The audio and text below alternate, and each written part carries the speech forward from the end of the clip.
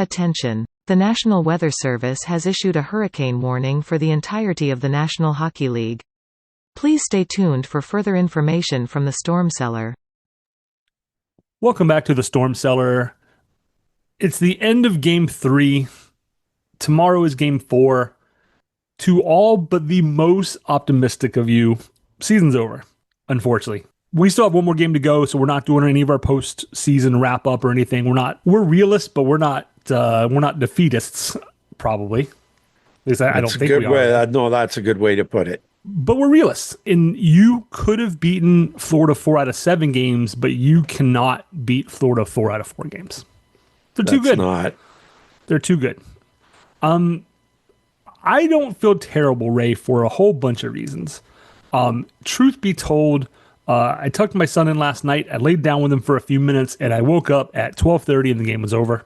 So I missed what turned into going from a reasonable effort in the first to you said maybe the only period of the whole series that they've won in the second, to apparently abject failure in the third. So I didn't see that. I'm going to save about, I don't know, $2,000 or $3,000 not going to the Stanley Cup Finals in Raleigh. I'm going to see that as a win. We'll go to the beach for 10 days or something maybe instead. Enjoy that. It's been an interesting season thus far. It's been an interesting playoff round thus far. How are you doing to start with? And then we have a bunch of stuff outlined with no real order to it. Tell me where you want to go.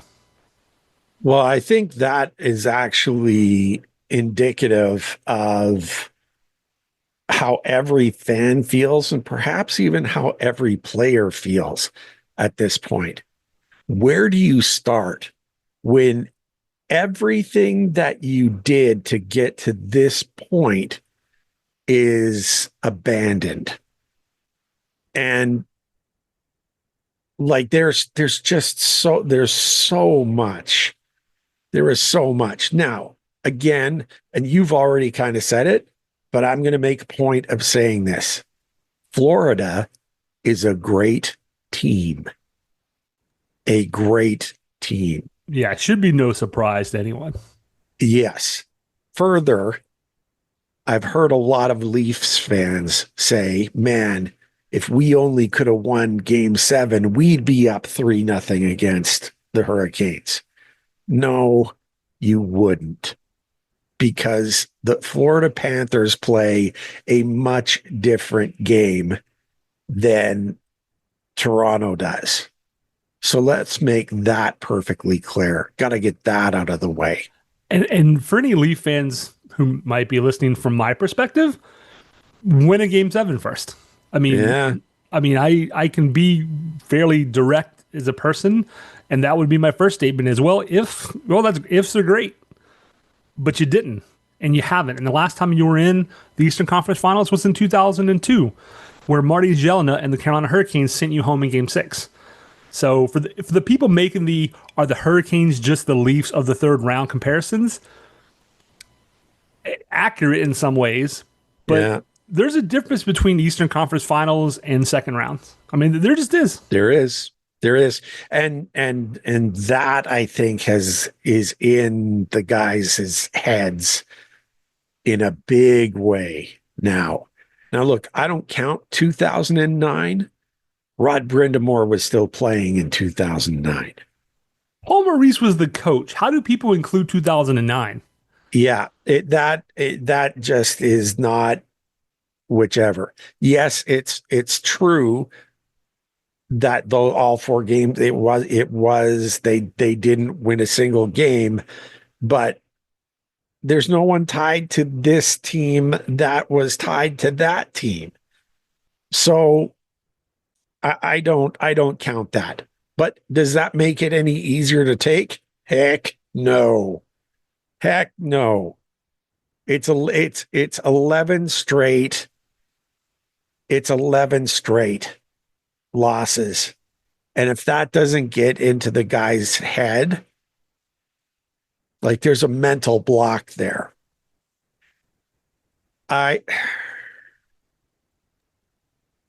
I mean, just looking at the last two Eastern Conference Finals trips, a lot of the same faces.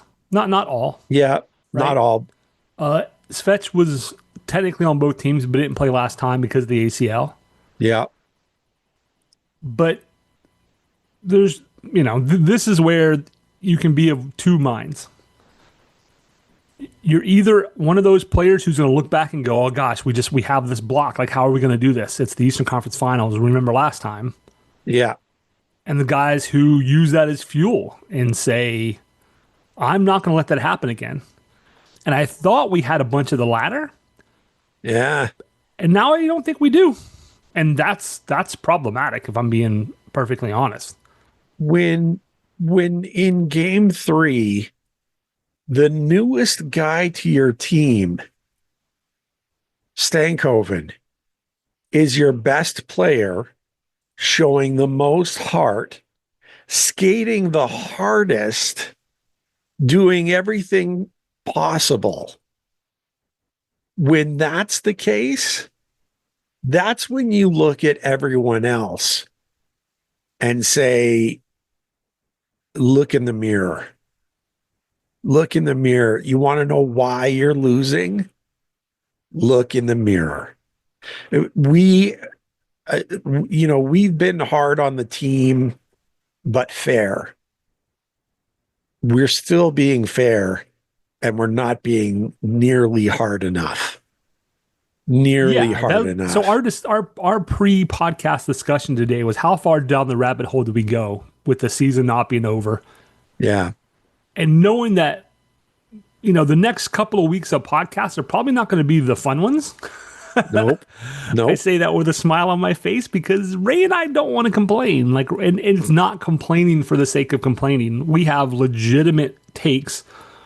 And as people who listen to our show know, we're going to back them up with our rationale.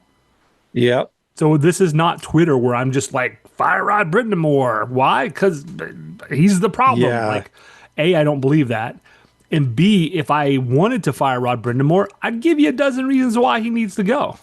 He doesn't need to be fired, by the way. He does need an assistant coach who's not a buddy who will push him. And that I will harp on till the day that either he or I dies or he's not the coach anymore, because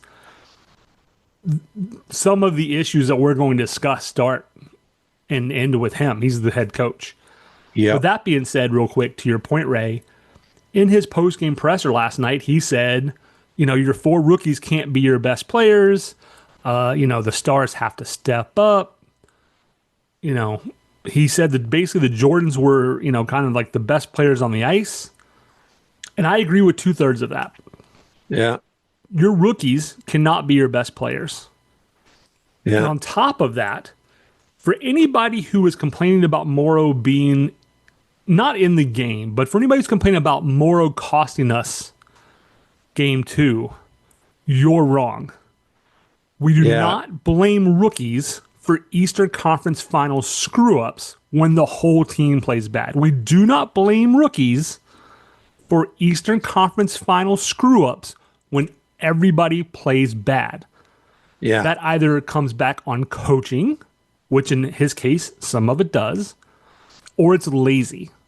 And we are neither of those things. You may not agree with our takes, but our takes are generally not lazy. Look, did he make mistakes? Yes, he did. Yes. But He's no more so than anyone veteran like Dmitry Orlov, who has... Orlov might be the worst player in the series. In my opinion, yes. Yes, he has been. Although Svechnikov is a very, very close second. He has been a bit of a turnover machine. And I'm couching that a lot because he's my favorite player. And I apologize because that can't. But you know what? Here's the other thing. I'm. Where is Fishy? That's what. I mean, he's giving it all he can, but he's getting wailed on. and there's no response. And that's a big point that I think we need to bring up. Look, Florida, it's the gray area that they play in. And there is a reason why everyone throws rats on the ice in Florida after a win, because the lot of them play like that. It's like they've got 23 Shoresies who don't mind chirping, who don't mind giving you a stick here and there, who don't mind cross-checking, who don't mind doing anything after the play, just anything to get under your skin. The accidentally on purpose bumping goaltenders, all of these things that they've done for years. It's an accurate expression of who they are. Right. We talked about this in the regular season, Ray. Yeah. I said Matthew Tkachuk plays the way he plays because they're not going to call everything. Yeah. And in the playoffs, to your point before the show, in the playoffs, they're not going to call much of anything. What you're going to get called for, and Sebastian Aho should know better, is the retaliation. Yeah. In game 1, when he's being cross-checked to death and he takes that big swing, he knows he can't do that. I'm not saying that the Canes shouldn't fight back, because they should, and we can get to that. We're going to get to that sometime this hour. Yeah. But be smart about it. My goodness. Like, the ref knows he was cross-checking you. He was standing right there, and you took his, you turned around and took the penalty. Like, you can't take that roughing penalty against Lundell because you're being cross-checked. Now, Florida wouldn't do that. Florida would wait until the puck is dropped and you're skating, and they're gonna. Florida's MO is to do something dirty or borderline outside the rules first, right, and see if you'll get called for the retaliation. And that worked. I mean, it worked like a champ on Aho. Now, Brad, I'm gonna push back just a little with Please. one particular play. What about the call on Svechnikov on the check that he put where he almost, I can't remember who he hit, it was Tkachuk. He hit Tkachuk and almost put him into the bench, into the Canes bench. And after he did the hit, he made a follow through and punched him in the back of the head. It's something that the Panthers have been doing all series, right? As long as it's not retaliation, as long as that's a first strike Cobra Kai mentality, good. Okay, but he was called for roughing immediately. Yep. Okay, so, and you and I both said, and everyone said, the damage was done. You hit him hard. You almost put him in the bench. The extra thing, stupid. Right? Well, the Panthers are doing that continuously, and it's not getting called. So how can you single out Svechnikov and say that was a dumb, stupid play? It wasn't a retaliation. That was not a smart penalty to take, and it wasn't. Let me say, it was a dumb thing to do. He did the damage that he needed to, and he could have skated away and everything would have been fine. Except they don't call it that way against Florida. But they will call the retaliation. You know what I'm saying? Like, yeah, but he gets to checked push in back. the back. Yeah, like to push back on my own, that's my point. Svechnikov gets called for it because he does that once a game. Do that 20 times a game, and they won't call it because they're not going to send Svech to the box 20 times. You see what I'm saying? You know what? I understand your point. It was dumb, but it's dumb because In order to not get those calls the way Florida does not get those calls, it's a volume business. Right. It is, instead of trying to sell one candy bar for $1 million to get your $1,000,000, you're trying to sell 1,000,000 candy bars for $1. It's a volume business. You need to be doing that on every play, on every shift, the whole time, and the referees will 100% stop calling them because the league is going to say you cannot have 15 power plays in a game. Okay. And then let me push back again. Who's the most penalized guy on the team? It's On our team? Svechnikov. It's Svechnikov on our team because the refs are looking for him. Because exactly. Why are they not? I mean, if they're looking for Svechnikov to take those penalties, and they do, and he does, where are the calls on Tkachuk? You're not going to get him. But that I guess like that's where my only pushback to that, Ray, is you're expecting fair and reasonable officiating, and that is something I cannot give you, sir. Well, I can only tell you how the system works. I can't make it fair. I can only tell you why Florida doesn't get penalized for it. Yeah, you know what I mean? It's that's you're 100% right. You're 100% right. Florida, the Hurricanes should go to the power play like every 8 to 10 minutes this whole series. But they don't. And part of the reason they don't is because Florida is the reigning Stanley Cup champions. Yeah. And part is because what they do all the time until it's normalized. You can look at all kinds of things in our daily lives that are things that drive us crazy, like little things, right? Like, oh, like you didn't put the toilet paper back on right. And if you do it enough, it becomes normalized. And that's what Florida and teams like Florida have done, is they've just made committee penalties such a non-issue for them that the referees just don't see them or ignore them. But you do have to be smart about it. Yeah. I take huge issue with the Hurricanes' complete lack of response for the game. Was it game 2 hit on Jarvis? Yes. Jarvis got hit in a very, it was close to being, hit from behind, hit to the head. It was it's on the very, very line that you go between saying good hit or, dirty. It looked high. I mean, watching the replay, it looked like he went through his chin. I think it was high. The league obviously doesn't agree because it's good for the league if they don't agree. This is the series, and some of this is about your opponent. Florida's known for doing those. Florida's known for taking liberties. Like, did you see the Tampa Bay series? Oh, Did you see the Leafs series? Yeah. When Jarvis got hit high, the fact that nobody went over there and got an instigator and just started wailing on somebody, that's why your team is facing elimination tomorrow. Last night, Blake gets crushed into the boards with a really bad check. Luostarinen knows better.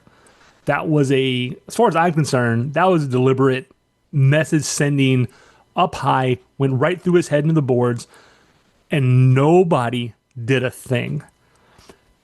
People are going to be listening. They're going to go, Brad, you're wrong. You don't want to stoop to Florida's level and get into that because that's what they want. And you're right. But there's a difference between what I talked about a minute ago, saying you should commit those penalties all game. You should.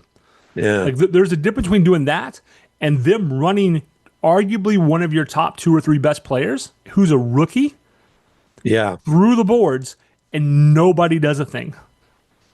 Yeah. That's for me, as somebody who has preached against the goons in hockey and the guys who can't play and are only there to beat people up. That doesn't mean you don't need team toughness. And when somebody runs a literal kid, the way he did, the fact that nobody went out there and just started throwing haymakers, that's another reason why Florida is getting ready to send you home. And you know what? The darndest of this, and I'm doing my ultimate best to keep this G because we are a family show. Luosterainen is not going to even pay a fine No, for the hit. nah. That was the dirtiest hit since Orprik put Cole and dang near broke his neck. I've not seen a hit like that since Eric Cole took that one. And that's why I don't say that other fellow's names properly, because that's not how you pronounce the Penguin player's name. So you might have to go back and bleep that out a little bit. I've never seen anything like that. And, you know, it's funny, Mikkola in game 2 was trying to start something with Aho. Again, Aho does that hit on Reinhart. Okay, let's talk about Fishy. Aho hits Reinhart. It wasn't late. He was attempting a hip check to take him out at the blue line, right? For joining the play. And he's a half a second late, and it hits Reinhart in a way that buckles his knees. That's going to hurt. But anyone thinking that is a dirty hit on its own, I've seen Fishy do worse. Okay. Yeah, and so, it wasn't as late as other hits we've seen this series. No, 100%, right? So Mikkola later in the game wants to start something up. And the most of response that we get is Carrier's on the ice as well. And Mikkola's pushing in on Aho like, we're going to go. And Carrier steps in and says, you don't want none of me. And Mikkola backs off. That is probably what Rod is looking for in the way of, like, Mikkola backed off because he knew he'd get his butt handed to him. Like, let's make no mistake. But I agree with you when that hit on Jarvis, someone should have been jumped immediately. Aho. Immediately. That's your point per game guy. This is the guy that you've hitched your wagon to for, years now. Yep. And to your point real quick, Ray, about like the Carrier and like Rod wanting them to stand up and not necessarily get into it. My only issue with that is, you ever seen a mean dog? You ever run into a mean dog? Just a dog who just seemed nasty. I love all dogs. I haven't run into many, you've run across a dog I am aware. Who was right. They exist. Yeah. Are you as scared of one of those if it's on like a 10-foot chain and you're 11 feet away? I'm not. Yeah. Yeah, you're more afraid. Right? You're more afraid of the chain letting loose than you are. Right. But if you got 100-pound dog snarling at me, I'm scared. Yeah. But as soon as I realize that he's on a chain and he can't get to where I'm at, fear abated. So it's great to have guys like Carrier stand up and get in guys' faces. I'm just telling you, as long as the other team knows that you're not going to do anything, okay. That's a great. You know what? That's a good analogy. That's a good analogy. That's. I mean, in that situation, if Florida are the bullies, and they're bullying your friend, and you're like, "Hey, man, stop it," and they know you're not going to take a swing, they're not going to stop. Yeah, you're on a chain. Keep going until you do. Keep going Your until owner's you going to do. come jerk your chain, and you're going to have to cower. Like that's. I'm not saying that the Hurricanes should get into rough and tumble Florida style hockey all the time. Yeah. That's not who they are. I am saying if Florida's taking liberties with you all the time, to your point, the league is not going to do anything about it. And to think that the league is going to suddenly start calling those as penalties is naive. Yeah. So you have two options. You can take it and find a way to hurt them on the scoreboard, which the Hurricanes have not, or you stick it right back in their face. And to And- me, that's a separate issue than the hits on Jarvis and Blake. The hits on Jarvis and Blake, those are them borderline, if not flatly illegal, hitting your best players, your youngest players, and you did nothing in retaliation. Those are two separate things in my mind. Yeah. The first one I can forgive you for, the second one I cannot. It's a confounding paradox. What you just said, like, give it right back to him and stuff. But I guess you've got to be smarter. You can't do it in the moment because the retaliation is there. But then if you're going to play that game and show that you're not just going to sit there and take it, that you got to be out there doing it. Well, everything is going to look like retaliation, and then it stops being hockey. Like, do you want them just hacking and slashing and doing all of that crap, all that? And that's like old time hockey, right? I hear that the playoffs are old time hockey. Don't you remember the days where you could carve up someone's face with your stick and you were just called tough and blah, blah, blah. This isn't Slapshot. Yeah. Okay. It's not Slapshot. And that's just not I like tough play. I love good checks. I like good, clean checks. The hacks to the back of the leg. How about, the people, it's funny, the people that defend that, yeah, that's the way you should play. Give it to them, right? Give it to them. Come on over here. I'll take my stick. Okay. And I'll give you a few whacks to the back of the knee, to the ankles. Yeah, that play in Dallas the other night was oh my God. Don't even get me started there. That was. Oh, I assume that's what you're alluding to. That should be a throw you out of the series kind of thing. It really should. It should be. It absolutely should have been. And go ahead, Ray. No, you know what? I wanted to move on. Real quick, last thing on this, I promise. Sure. For now. I made no promises for later. Whether we like it or not, whether the fans like it or not, the teams that did not win cups until they learned to be tough, truly tough, and getting guys' faces and push guys around, are all down this list of Stanley Cup winners. Last year's Florida Panthers got swept by the Golden Knights, fired their coach. The guy who got them to a Stanley Cup Finals, they fired the coach. Yep. They traded their 115-point superstar, and got tougher. Yeah. Got less skilled but tougher, and won the 2024 Florida Stanley Cup. The Golden Knights were no picnic in the Stanley Cup Finals when they swept the Panthers. Yeah. The Avalanche, I don't remember being rough and tumble.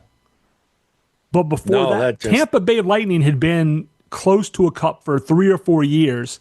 And it wasn't until they added team toughness and learned to really physically push people around in the playoffs that they won back-to-back cups.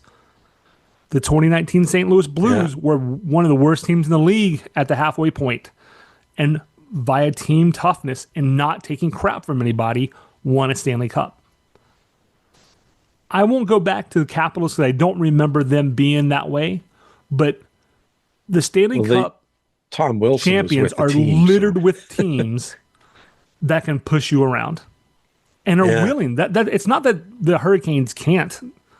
Now we have a lot of smaller guys and middle-sized guys, don't get me wrong. Yeah. And Yeah. that's fine as part of the makeup of a better team. I'm just saying when arguably two of your best players get run in a playoff series and your response is to lose those games 5-0 and 6-2, that's a leadership issue. That is a coaching issue. That is a do you want to be here or not issue for me. Yeah.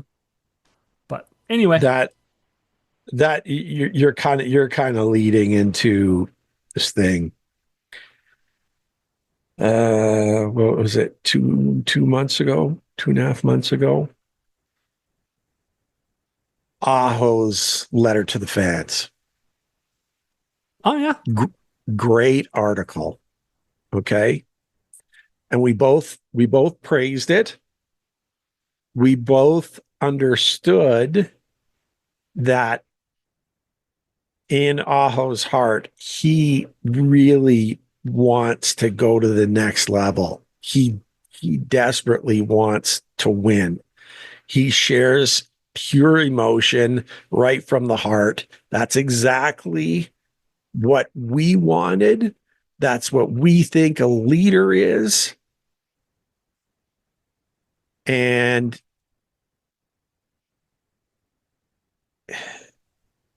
he's kind of disappeared. And it's one thing to write down your intentions.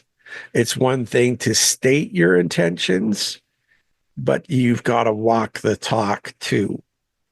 And it kills me. It kills me to speak of this in this fashion about Fishy. But he's not the only guy that's disappeared. And everyone on this team all showed that they deserved to be here in the first two series. The first two series, they were playing their game and they were incredible. But I want the Caniacs to think about what in my opinion, in all likelihood, was the last game to be played in Raleigh this season.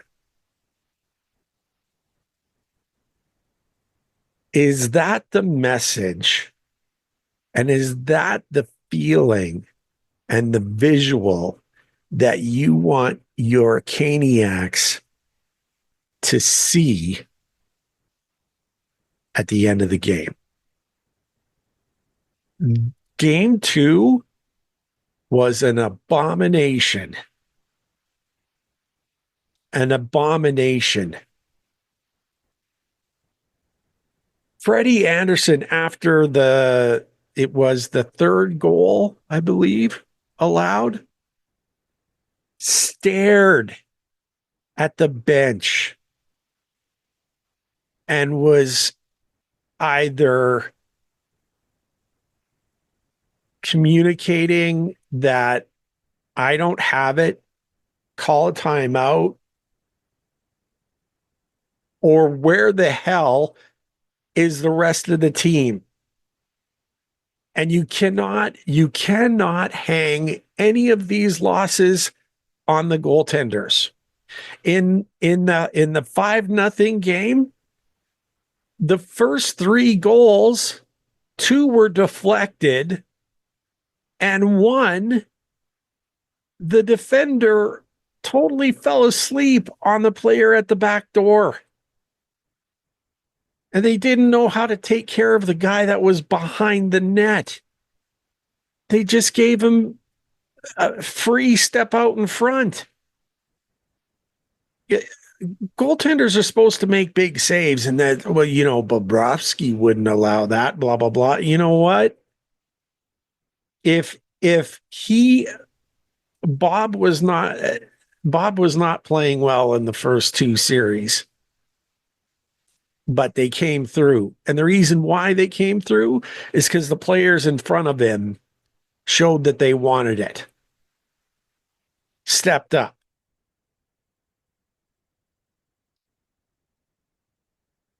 Where was the step up in this one? They got shellacked in the first game. And you thought there was a lot of people, experts saying, you know what? Canes had 5 days off. Sometimes that rest versus rust thing is an issue, and you can wait for too long. You could be sitting for too long and that whatever. And no one expected what was to happen for that second game. And look, at the start of this season, did any one of us believe that the Hurricanes were going to be in the Eastern Conference Final? Really, I want people to be honest with themselves. Listen to the question and ask yourself, did you think that the Hurricanes were going to be in the Eastern Conference Final this season? I didn't. I thought they'd be good for one round, because if they get into the playoffs, it's one round. Yeah. But after that, I didn't see it. I didn't see it. And we all started to believe, after 5-1 against injury-riddled Devils, right? Then after 5-1 against the Caps, the best team in the Eastern Conference, then you start to believe if you could take the Caps, who played great, out of this world the entire season, maybe you've got a shot to actually do something here. And it just disappeared. So a couple of things. To go back to Aho's letter, which was February 27 of this year. Yeah. He said, quote, "We need to have a real identity. Something that we know is us, something that is true to Hurricane hockey through and through. And that thing is simple, hard work." Yeah. That line had its own line, and that thing is simple, hard work. Have the Hurricanes been the hardest working team in the series? Certainly not in this series. Not even in the first two, yes. In the first two, yes. Yeah. They worked hard, and they did. I mean, it was funny. This team didn't look like the Hurricanes at all.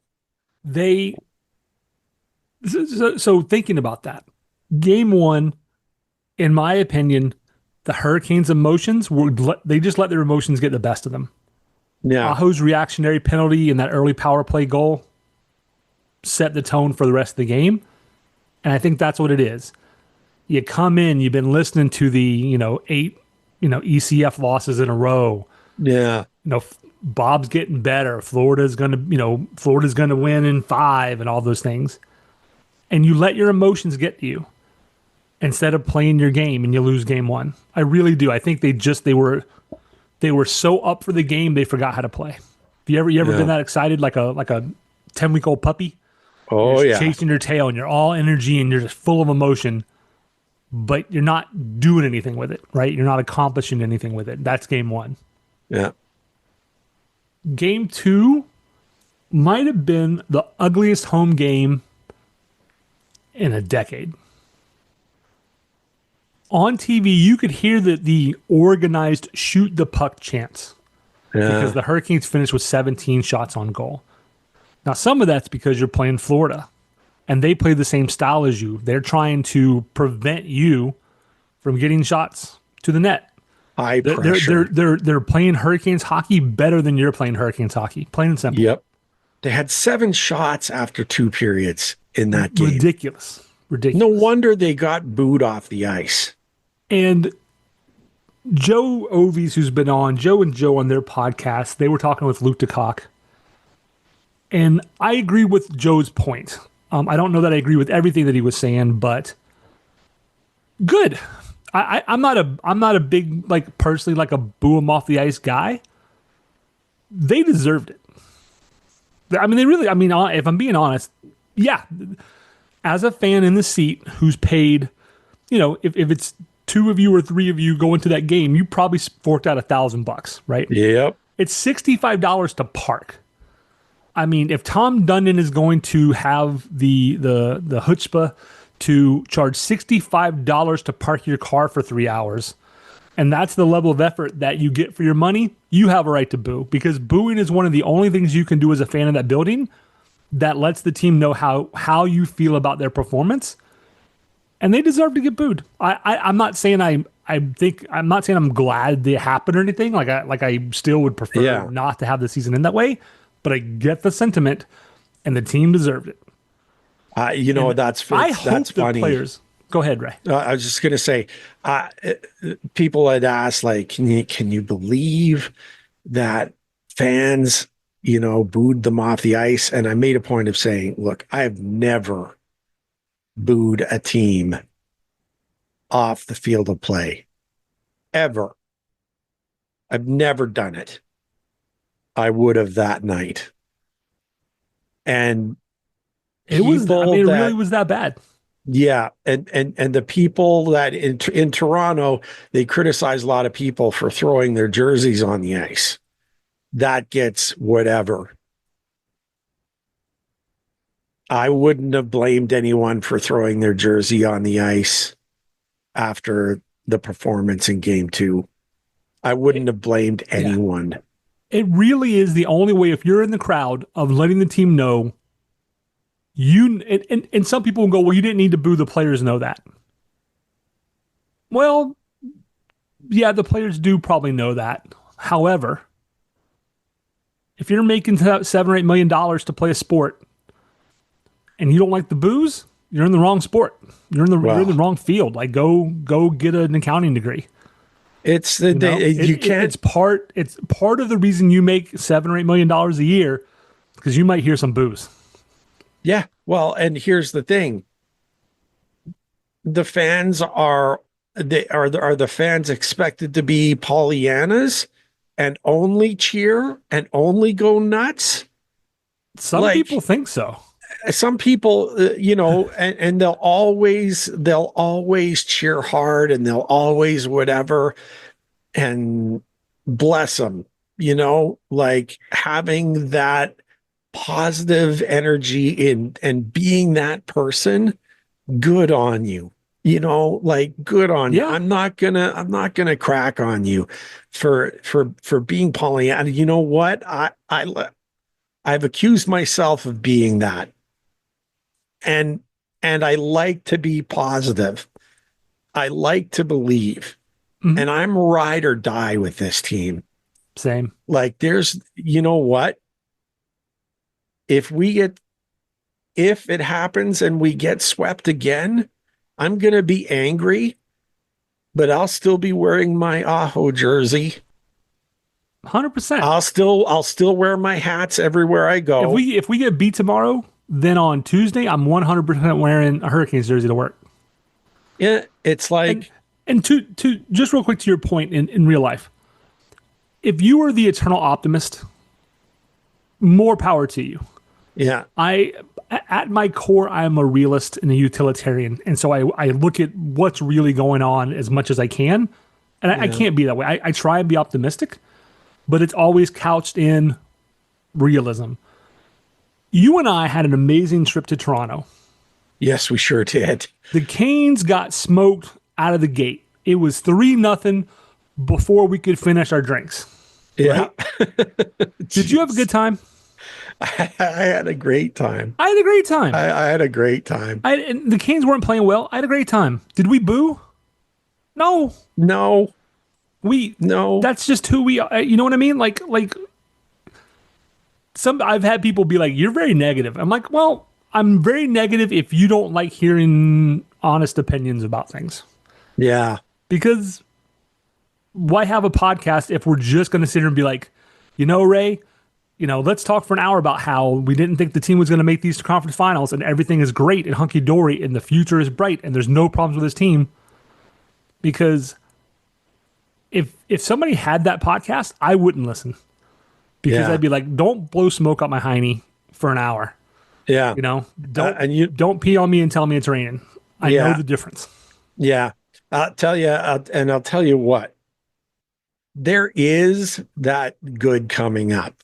If let's be fair and look at the facts. In the distance, there is tons of cap room to bring in new players.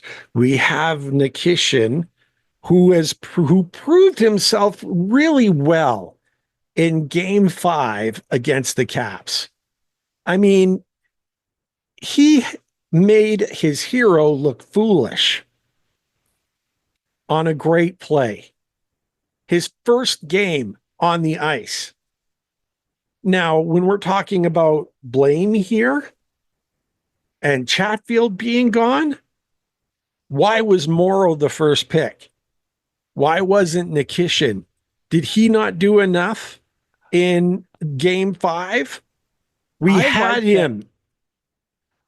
Ray and I are on the same side of this coin from opposite sides of the coin, if that makes sense. I would have put in Nikishin over Morrow. However, for people who were like, why did you put in Morrow? I say, why wasn't Morrow ready? Yeah. And I can tell you why Morrow wasn't ready. It's because he didn't get enough time on ice throughout the season because we were coddling an old man and his pursuit of an Iron Man streak. That's why. So it's funny to me that we both agree. Like it should have been Nikishin. Yeah. And you go, why was it Morrow? And I go, Morrow's fine. Why wasn't Morrow ready? But you're right. Real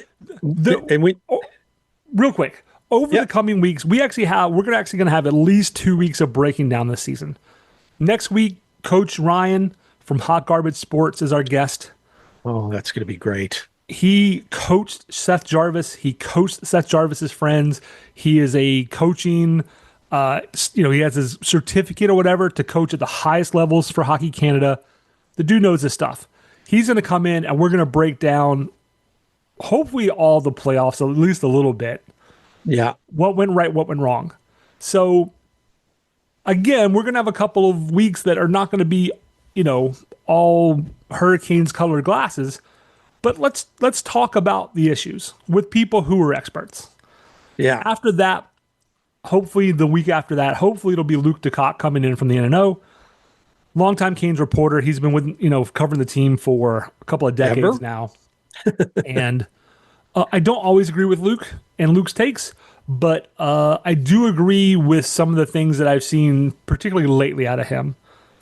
And it's going to be a realistic look at what is going to need to change, mixed in with what are the bright spots. And like you said, there are some big bright spots. Yeah. Right? Nikishin is one. Morrow, I promise you, is one. Stankoven might be as good as Blake was for us and has been for us. Stankoven's stock is going to continue to rise in the same way as Blake's. And that's forgetting about Bradley Nadeau, who just put up record numbers as an under 20 in the AHL, and Felix Undergorsorum. It's a bright future. There are a ton of good things that we're going to be talking about going forward. But the team has some issues, and they're going to have to address these issues if they want to win a Stanley Cup. And so, in order for us to find a diamond, we got to slog through some dirt and some mud. It's just the way it is, folks. So you've got the hopefully best it won't be analogies. depressing, but hopefully you come away and go, that's a fair take. Even if I don't disagree, at least I understood where they're coming from. If you do disagree, tell us. If you're like, man, you guys are just bagging on the team, tell us why you think that. Like we're all for feedback. Like 100% of the time, I want feedback, good or bad.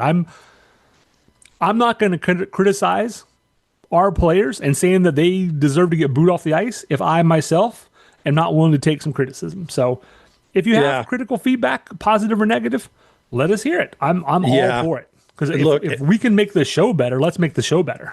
100%. And we've always, of all of the podcasts that are out there, I think you and I perhaps maybe labeled the curmudgeons at times.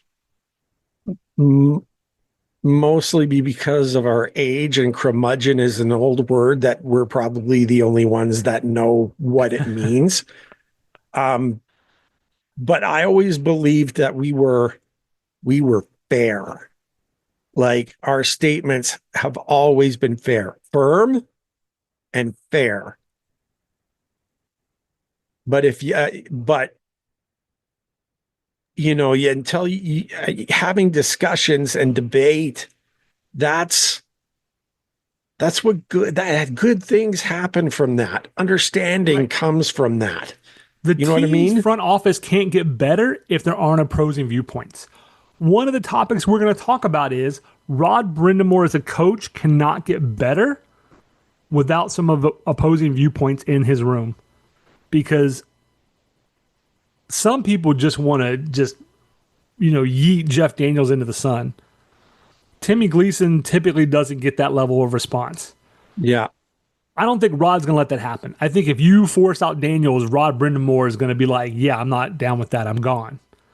Because he has shown a very specific desire to take care of his team first. Yeah. But if you're Tulsky and Dundon, you need to say, Rod, we're giving you another assistant coach whether you like it or not. And that needs to be a Coach Beard who you can work with and who will help you, but who will look you in the eye and say, you're wrong. If you're going to put a player's feelings over the benefit of the team, I can't drink with a guy like that. Because Man, I love that. Honestly, Rod Brindamore needs that. He really does. And just real quick, for anybody who says Rod Brindamore should be fired, there are two groups I see saying that. One are not Hurricanes fans. And of course they want Rod Brindamore to be fired. Because they want to hire him. Yeah. So ignore them. And then you have Hurricanes fans who say Rod Brindamore should be fired. And to those fans, I would say, give me an actual name of somebody who's available and who is clearly better than Rod Brindamore, and I will listen. And I will not listen until then. And I've been saying that for at least a year now, since the last time the Hurricanes got whooped on. Yeah. And nobody's given me a name. So if you're of those people, if you're a fire Rod Brindamore person, a name. I want a name of who's better than Rod Brindamore to lead this team. And here's the reason I don't want to. I don't believe he should be fired. He should be challenged, but not fired. First of all, do any of you Caniacs recall the 10 years of being terrible and not just like unwatchable at times? That we call them the dark days. They were terrible. We loved some of those players. The team was awful. And how do you, it's no coincidence that Rod Brindamore I think he's very, very close to the record for the most wins at the start of his career. Like, he got to 500 wins, like, faster than virtually every coach out there. Like, there's a reason why I love this team, because they do work hard every night. And that's what he preaches. Give me what you've got. I have expectations for your work level. You have to give them to me. That's what I want. I don't necessarily want a Tortorella. Okay. Mm-hmm. Because Torts is he's softened over time, but he was like, no, he has, because he actually will answer. I agree, but like, media you can still break your tooth on him, right? Like, There's no soft no torts question. is still pretty hard. Yeah, there. Yeah, true enough. I just he's gotten this team to the playoffs 7 straight seasons. 7 straight. And yes, we all want to get to the next level. Him probably more so than anyone. But as you put so aptly, which coach available out there can get this team over the hump? I don't know if I brought this up on the program before because between social media and the podcast and our discussions, I don't know what I've said where. Yeah. Have you seen Moneyball? Oh yeah. Love Great that movie. movie. Love that movie. Do you remember when the coach refused to play the lineup that the GM wanted? Hated him. What did he do? What did the GM do? What did Billy Bean do? Yeah. Oh, all right, well, you can't play that guy. Oh, yeah, I can. No, you can't. He just got traded. Yeah. Rod Brindamore needs some of that. He does. Yeah. Earlier I mentioned Florida getting swept, replacing their 115-point guy, replacing their second leading defenseman. Thanks to Mikey and DFW, who's been on the show before. Mikey's the one who pointed that out and really clarified it because it was something I was thinking about, and he's the one who put it out there into the world. And I was like, yeah, he's 100% right. Tulski needs to have some honest discussions about this team in the offseason. Those are going to be difficult. At different times in the offseason, during the season, people said, well, I'd bring Burns back maybe on a 1 or 2 year deal in a diminished role as like a leader, right? Or I do that with Orlov. I think that's a terrible idea. I think Burns and Orlov have to go. Yeah. I think that's low hanging fruit. I think what Eric Tulski really needs to decide is who's not stepping up in the playoffs, who's fizzling when you need them most, and who else might need to go. Because continuing on with the same core, and we love our guys, like, don't get me wrong. Yeah. But Svechnikov had 2 really solid rounds, but he underperformed in the regular season and he's disappeared in the ECF. If you can trade him out and make the team better, you do that. Aho, some people think has been the untouchable man, but as you like to put, if Gretzky can get traded, anyone can get traded.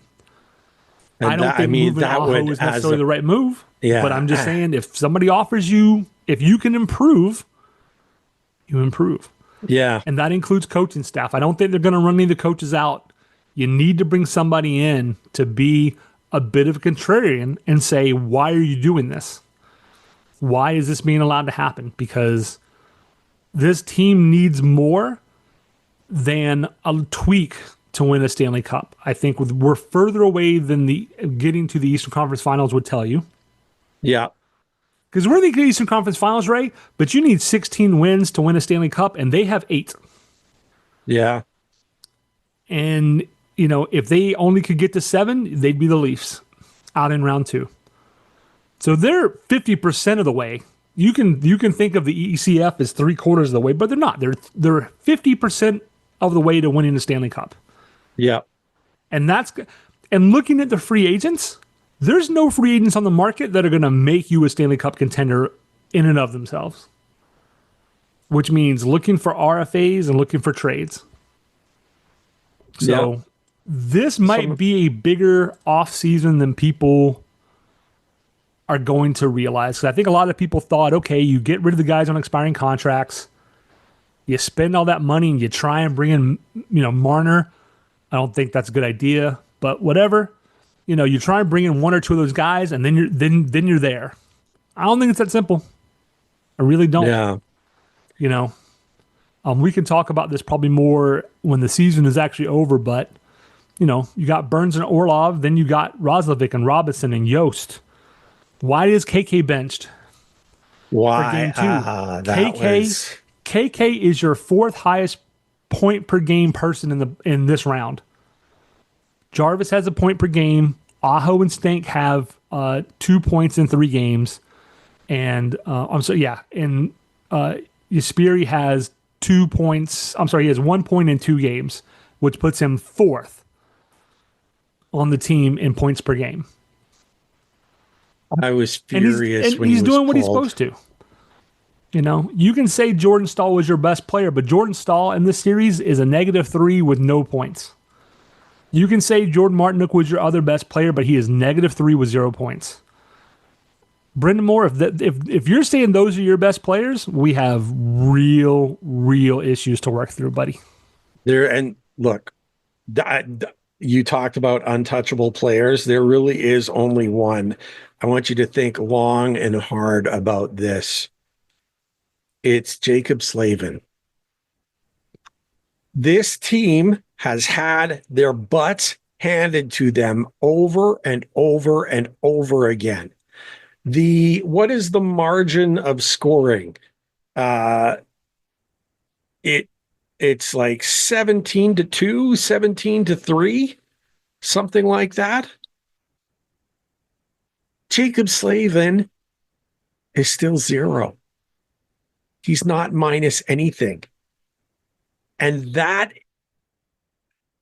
in that type of situation, you expect everyone to be minus. Everyone. Jacob Slavin is still even. Can I counter that?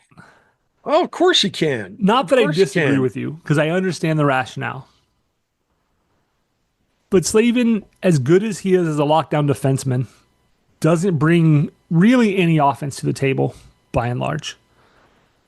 If you said, Brad, you can name one player who's untradeable, it's Seth Jarvis for me. Because Seth has all the makings of a superstar. And as good as Slavin is, going back to the Moneyball reference, you find a way to replace him by finding guys who are excellent defensively and have maybe at least a little bit more upside. I don't disagree with you. If you're like, well, give me 2 players you can keep, right? Then that's probably 1, 2. Yeah. But Seth Jarvis is, if I can have one guy who's untradeable, it would be Seth Jarvis for me. Yeah. And you're right. Like bringing him up, I mean, I can't even this is how discombobulated I feel. Like the untradeable players, my favorite player didn't come to mind. You know what I mean? Yeah. And I would not want to be without Jacob Slavin, because he, like you said, he is the one guy who every game, I don't even have to think about Jacob Slavin. You know what I mean? He's one of those guys where you just know he's going to do his part. Yeah. And his part is to shut guys down. And he'll get better when he's paired with a better defenseman. That's the scary part, is he's not even playing to his max potential right now. Yeah. Because he's having to drag along a dead body. He could be so much better than he already is, which is hard to. I mean, even in this series, even when the Canes are getting whooped, there are color guys and broadcasters who said at some point, this league is going to wake up and award this man a Norris Trophy. He is that good. At some point, they're going to wake up. He's getting the respect. So there is some positives. It's just really hard to see anything positive in this fog. You know what I mean? And I brought us back into not the negative. I brought us back to reality. Yeah. I'm just saying, there's going to be some shakeups in the offseason, I hope. Yeah. And the fans aren't going to like some of them, I hope, because I think it's going to be necessary to make this team a Stanley Cup winner rather than a contender. Yep. But there's a lot of good things to look forward to. And if there's one person in the organization I do trust, it's Eric Tulsky to do the right thing. Because had he said, if the Rantanen deal had not taken so long, he would have gotten us a 7th defenseman, right? Then you have a proven NHLer and not Morrow and Nikishin. And not that they've been the problem, but then, it's the trickle down, right? It gives you more latitude to do the things you want. Yeah. So there's a lot to look forward to, but it's it's going to be a bumpy road. So, make sure your Buckle up, seatbelt's tight. Buttercup. Yeah, Yeah. that's about it. This has been a very, very difficult episode. I know A little last cathartic to night. get it out. I know that last night I said, look, if you don't want to do one, I get it. I get it because, and I felt we needed to do one. I'm not putting you or throwing you under the bus. I put it out there. I said, if you don't want to do this, that's fine. But there's the reality that only you can provide. You know what I mean? Like the fairness and the reality, like some of the analogies you came up with today were brilliant. Were brilliant and explained the situation perfectly.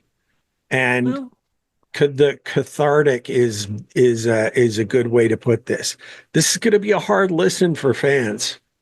it will be, but hopefully it'll be cathartic for them too, because some of these things just need to be out there, and not in the way that Twitter does it, where people just go fire Rod Brendan Moore with no, Yeah. like I feel like we've given our reasons for feeling the way we feel, even if you disagree with them. Like that's totally, I mean that's totally fine, but at least you know where we're coming from, right? And get it out, right? Get it out now. In the next 2 weeks, get it out, shake out your system so that by the time the draft rolls around, we're in the right headspace to move forward. And I can't wait for next week because coaches have a really unique situation. Like one of the questions that I'd want to ask them is, how do you deal with the fans? How do you deal with the emotion of the fans? And what do you tell your players? How do you tell your players when they're coming up and they're getting booed off the ice or whatever? How do you help them get used to that or know what to deal with? Like there's a lot of questions that I want to ask. I still hope that we have a Canes vice president lined up who, after I said mean things about Burns, maybe is like, no. Yeah, maybe. But I think it was just a timing issue, right? Like it's the middle of the playoffs, right? Yeah. I'm hoping that he'll still join us in the offseason, because with his position, one of the things I want to ask him is kind of the same thing: is how do you deal with people like us? Yeah. How do you deal with like podcasts and people on social media who have what we think are legitimate gripes? Yeah. Like, how does the team deal with that? Like, do you sweep it? Do you try and sweep it under the rug? Do you go with the all publicity is good publicity? Like, what do you do? Yeah. Because interesting. something like being booed off the ice in game 2 is something that is right up this person's alley of like, gotta be a, oh my God, like this is cringy. I can't, like, what, how do we deal with this? Like, this is not good. You know what I mean? And I don't want to call them out, because if they decide not to come on the program, that's fine. Like, their not choice, everybody's of cup course. of tea. And I'm not going to kiss the team's butt to try and get guests or anything. I feel the way I feel. And, I'm an adult. They're an adult. We can all be adults about this. I'm not just criticizing guys for no reason. So, yeah, please. But let me echo your statement. And we've said it all the time. Drop us a line if you think we're on point. It always feels nice to get the props and stuff, but if you think that we're nuts, we've got big shoulders. How many times have we said that in the 5 years that we've done this? Like we've got big shoulders, so let's talk it out. If you don't like what we have to say, fine. Tell us why. And we'll, I mean, we're reasonable people. We'll consider it. I mean, we'll talk about it. Yeah. Yeah. That's how we get guests. You know what I mean? We focus on the fans, right? We focus on the fans. You want to be a guest and tell us that we're nuts? we can throw down with you, like little Donnybrook, little, Tilly, right? Yeah. Like that's, a friendly one. We won't actually throw hands, but it's, let's talk things out. Let's figure things out, and let's hear your voices. And I want more 100%. than anything, to at least get a game 5. I think it would be better forever the Canes not to have their last game be game 2 of this year. That was a terrible I way think to that's end. opened up Pandora's box. Yeah. Because if they win tomorrow, I'll be meeting up with some New England Caniacs. We're going to be at the sports bar. So win or lose, we're going to have a good time because I'm getting nachos. But if they win tomorrow, Ray, and they come back on home ice, they better put in the effort. Yeah. Because you know what's going to be worse than game 2? Game 5 is game 5 with a game 2 effort. You think the booze will be there from the first period if that happens again? Ask the Leafs, right? Yep. Game 5 there might be a jersey on the ice if that were to happen again. Yeah, game 5 and then game 7 the same way. Oof. Yeah. So be careful what you wish for, Ray, because I know. It's losing at home. They'll get a standing ovation, but there better be an effort there, or there better be effort. It'll be ugly until they'll get a standing ovation in the end, no matter what. If there's a game 5, if they lose, but it might be an hour and a half of booing followed by applause. So yeah. Thank you very much capable. they are. They are. Thank you very much for taking the time to listen to the curmudgeons. We appreciate all of the people that take the time to hear our points. Hit us up. That's really where can they do that, Brad? Get it on Blue Sky, Stormcellar97 at Gmail with that prefix as well. Facebook.com/Stormcellar97. Yeah, I mean that's pretty much it. I mean, there's a great number of Discord. ways to join us on Discord.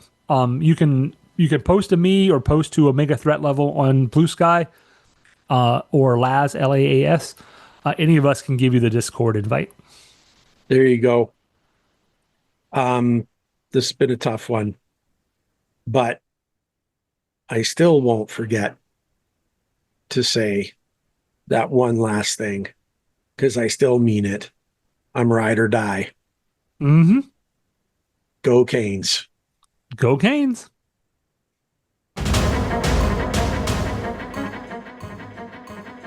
Thank you everyone for tuning in. Ray and I greatly appreciate your support in helping us produce an informative and fun podcast. As always, we'd like to say that we believe hockey is for everyone. Whether you're a Caniac or a bunch of jerks, doesn't matter, as we're just a couple of jerks anyway. We would love to hear your questions, comments, and suggestions. We will do our best to answer anything hockey related. You can reach us via email at stormcellar97@gmail.com. On Twitter, we are at stormcellar97, and on Facebook at facebook.com/stormcellar97.